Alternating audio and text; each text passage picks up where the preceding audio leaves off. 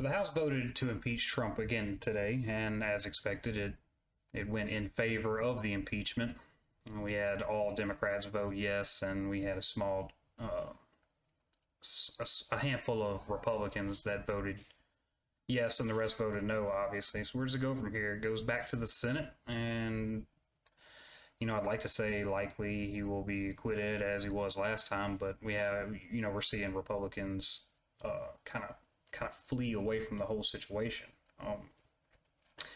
And you know what, no matter what you think of, if he said what he said before or as the protesters were arriving and before it turned into a riot, if you think that he was inciting, if you think that he didn't incite, it's really important that if you're going to hold the President of the United States to the standard, that you would expect all government officials to be held to the standard. And, unfortunately, it's not the case. He was impeached for inciting a violent insurrection against the United States government.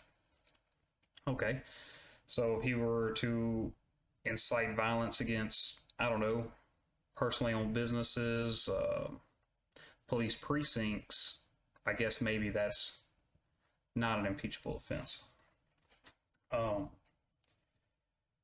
But I just want to show you all a little clip, compliments to the Blaze TV. I'm not exactly sure who made the video, but it paints all you need to know about the hypocrisy on this. And if you're able to impeach a sitting president, you should be able, or we should be, not that we should be able to, because we very much can. We need to be removing government officials that are blatantly inciting violence. And you can say Trump is blatantly inciting violence if you want to. People interpret things differently. I know a lot of people say these are dog whistles or whatever. Only the people he's talking to, they'll really know that they're talking to him and what they want to do. They move in certain ways, kind of I don't know, real Mason like, I guess. But I just want to show you all this video, and it took me back. I mean, when they said that they were going to be impeaching for inciting a violent insurrection, I heard the speech and all that, and they're getting a little wild out there. It was like, hey, Trump Jr. was like, fellow patriots. I didn't really see all of it, but I know that shortly after the violence started, all of them came out to condemn the violence and urged rioters to be peaceful and return home. And anyways, I want to show you all this video, and you kind of tell me what you think I got. Let's roll it. I just don't even know why there aren't uprisings all over the country, and maybe there will be. People need to start taking to the streets. This is a dictator. There needs to be unrest in the streets for as long as there's unrest in our lives. Enemies of the state. Show me where it says that protests are supposed to be polite and peaceful. Do something about your dad's immigration practices, you feckless. When they go low, we kick them. How do you resist the temptation to run up and wring her neck? The biggest terror threat in this country is white men, most of them radicalized up to the right. I thought he should have punched him in the face. I said, even if you lost, he insulted your wife. Yes. He came down the escalator and called Mexicans rapists and murderers. He said, well, what do you think I should have done? I said, I think you should have punched him in the face and then gotten out of the race. You would have been a hero. I'd like to punch him in the face. I said if we were in high school, I'd take him behind the gym and beat the hell out of him. Punch some people in the face! When was the last time an actor assassinated a president? They're still going to have to go out and put a bullet in Donald Trump, and that's a fact. Look as his character is stabbed to death. Where is John Wilkes Booth when you need him? That's it right there, pulling up. I have thought an awful lot about blowing up the White House. A Missouri state senator is under investigation by the Secret Service after saying she hopes President Trump is assassinated. I will go and take Trump out tonight. And if you see anybody from that cabinet in a restaurant, in a department store, at a gasoline station, you get out and you create a crowd. And you push back on them. And you tell them they're not welcome anymore, anywhere.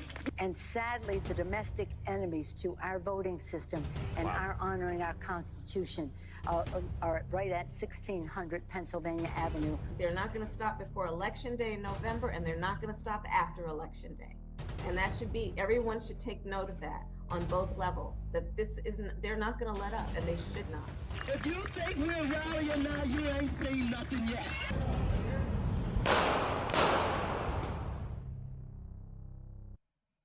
You see it for yourself. Government officials all day, every day. And, you know, they're not all government officials. Some are celebrities. Some of these people. And I know I'm going to catch flack for showing Johnny Depp doing anything questionable, right? Especially with all the fanboys and girls. You can fight me over it. Over Johnny Depp and this whole Amber Heard thing. But anyways, this is all over the place. People are literally calling for death threats against Trump. And, you know, a man just got arrested the other day for plotting to assassinate somebody, probably Biden. I'm not sure exactly who it was.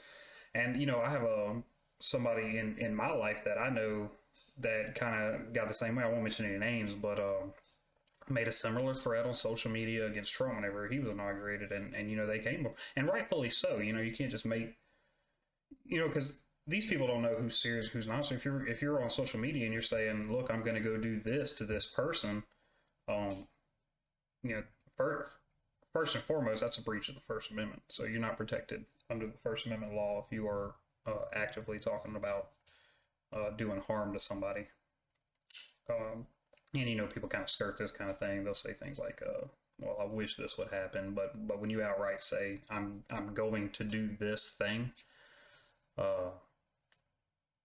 you know, it starts to get a little scary, actually. And, you know, you've seen Maxine Waters telling people to push back on people. You see Pelosi talking about why are there not more riots? Kamala Harris, who, newsflash, guys, that's going to be our vice president, is talking about there's going to be riot. You know, there's going to be more and more, and it's not going to stop. When does it stop? Now it's time to stop. Now it's time to heal and unify, right? And no, I just don't buy it. I think everybody should be held accountable. If you're going to hold Trump accountable for something, even though he asked them to be peaceful, you're reading something and interpreting it in a way where other people may interpret it differently, and that's fine. You can interpret however you want. You can have your own opinion about it. But if we're going to impeach a president and kick him out of office, kick him out of the Republican Party, get his pensions taken away, get all this nonsense taken away, censure, erase him from our history, you know, that'll happen. Either that or he'll go down as a Nazi or whatever. You know how that goes. Then you need to do it across the board. Everybody needs to get this punishment. They're not above the law. They can't incite riots. You can't. I mean, you got the heat. You know, the heat of the moment during these protests that turn riots. You see what they're doing. Like over the summer and the fall, you see the protests oftentimes turn into riots. They have protests for days and nights, for months in some places, and people got killed. They were dropping left and right, and this. And, you know, this, of course, is much different than, as far as the targets go, is much different than what these other riots were doing. They were targeting personal businesses and all that. And people argue, you know, like I said in my last video, people argue whether or not the cause is just. Well, there's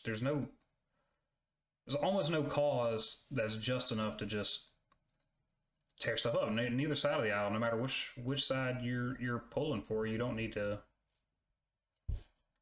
to commit acts of violence against people, against property. These are people's livelihoods, and it paints a real bad picture on everybody. But, you know, in a time where we're supposed to be healing and we're supposed to promote unity, you have these Capitol riots that broke out. They're already pissed, and now you're going to piss them off even more by impeaching the president that they believe you stole the election from. So yeah, let's impeach him and let's do all this, even though several months ago we were all calling for more unrest, as they want to call it. And that is a term they use a lot whenever they're dealing with other things, you know, mostly peaceful, unrest, all that kind of thing. I want to read to you guys a little bit about, and this comes from MSN.com. It's at issue was his role in encouraging a mob that attacked the Capitol 1 week ago while Congress met to affirm President-elect Joseph R. Biden Jr.'s victory, forcing lawmakers to flee for their lives in a deadly rampage. in a deadly rampage. Okay, so young woman was shot, killed. An officer was injured, and he died. And then there was 3 other people that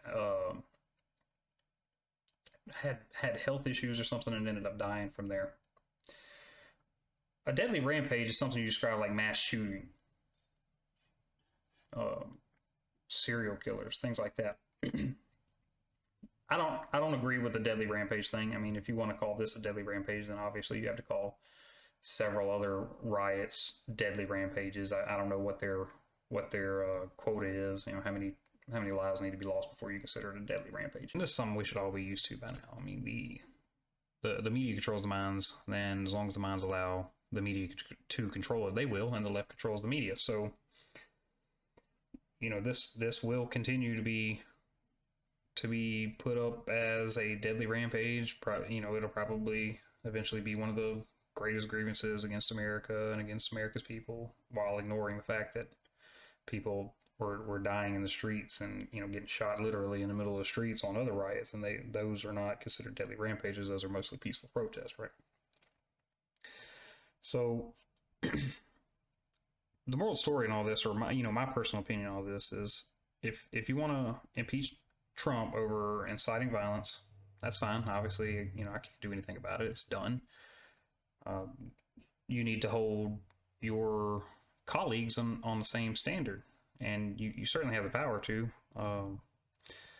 Unfortunately, you know, the House is controlled by Democrats. The Senate, you know, Republicans had a strong majority in the Senate, and, you know, that gap is closed now, and it seems to be the case that they don't even have the backbone to try it. Now, I could be wrong about that, and I hope I am, but we had a couple people really stand up. Jim Jordan was one of them. Matt Gaetz had a fiery speech. I'll leave a link in the description below. Y'all can check that out. But they're going to need help. You know, they're gonna need help across the board. It's got to be a bipartisan effort. So if you truly believe that what Trump did was incite violence, and you truly believe it's an impeachable offense, it's a reason to remove a government official from office, then you need to apply this standard across the board. You set the standard. The impeachment has went through under your terms. Apply the same standard across the board. People need to realize this, that they're not going to. So all these people on the left cheering this on, your own people who represent you have been doing this for months, and they didn't care. They cheered it on. They wanted more of it. And, you know, as you heard earlier, Kamala Harris says it's never going to stop. Not going to stop anytime soon, at least. So I want to hear what you guys think. Do you think the impeachment was appropriate? Do you think what Trump said was inappropriate? Do you think he incited violence? Do you think that the same standard will be applied across the board to all government officials? Who will lead the charge? Who's the first to go after the precedent has been set? Yeah, I want to know what you guys think, so leave a comment below.